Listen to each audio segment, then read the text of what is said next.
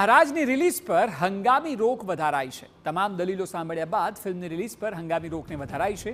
આવતીકાલે હાથ ધરાશે વધુ સુનાવણી। હાલ જે સમાચાર મળી રહ્યા છે તે મુજબ તમામ દલીલોને સાંભળ્યા બાદ ફિલ્મ પર હંગામી રોક જે હતી તેને વધારવામાં આવી છે। મહત્વનું છે કે વૈષ્ણવ સંપ્રદાય દ્વારા ફિલ્મનો વિરોધ કરવામાં આવી રહ્યો છે। ફિલ્મમાં વાંધાજનક દ્રશ્યો નો ઉલ્લેખ કરવામાં આવ્યો છે। વધુ માહિતી આપી રહ્યા છે સંવાદદાતા રોનક વર્મા। રોનક, જણાવો, કારણ કે પ્રોડ્યુસર પક્ષ તરફથી પણ દલીલ રાખવામાં આવી હતી। કોર્ટનું અવલોકન શું રહ્યું?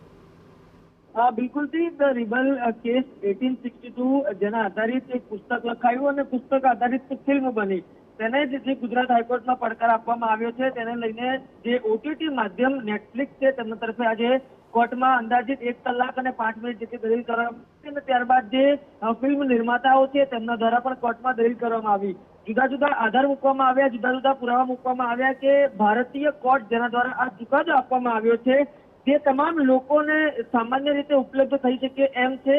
જો તેમાં કંઈ વાંધાજનક ન હોય તો તેના ઉપર બનેલી ફિલ્મ શા માટે વાંધાજનક હોઈ શકે તે પ્રકારની પણ એક વાત મૂકવામાં આવી હતી અને આવા જ જે અનેક જે દલીલો છે તે કોર્ટમાં કરવામાં આવી હતી। આ ઉપરાંત યશરાજ ફિલ્મ તરફથી પણ જે અનેક સવાલો છે તે ઉપાડવામાં આવ્યા હતા, જેમાં જે મંજૂરી છે તે 1 વર્ષ પહેલા લઈ લેવામાં આવી હતી। આ ઉપરાંત જે પોસ્ટર છે તે પણ જે થોડા સમય પહેલા રિલીઝ કરવામાં આવ્યું હતું ત્યારે રિલીઝના 1 દિવસ પહેલા જ શા માટે આ સમગ્ર મામલો કોર્ટમાં લઈને આવવામાં આવ્યો તે પ્રકારની પણ જે વાત છે તે કોર્ટના ધ્યાને મૂકવામાં આવી હતી। ત્યારે કોર્ટે પણ કેટલાક સવાલો છે તે બંને પક્ષે કર્યા હતા।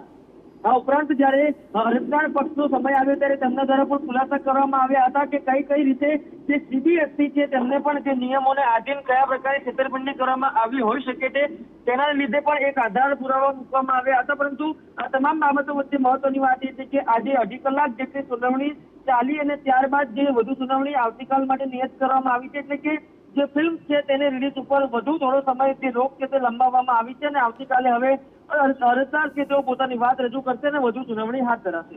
જી બિલકુલ રોનક, આભાર સમગ્ર માહિતી બદલ। તો મહત્વની બાબત એ કે પ્રોડ્યુસર તરફથી એ પક્ષ રખાયો કે જ્યારે પુસ્તક પરથી ફિલ્મ બની છે તો પુસ્તકનો વિરોધ નથી અત્યાર સુધીના વર્ષોમાં, તો ફિલ્મનો કેમ? તો સામે કોર્ટે 2.5 કલાકની પ્રોસેસ બાદ કહ્યું કે આવતીકાલે વધુ સુનાવણી હાથ ધરાશે।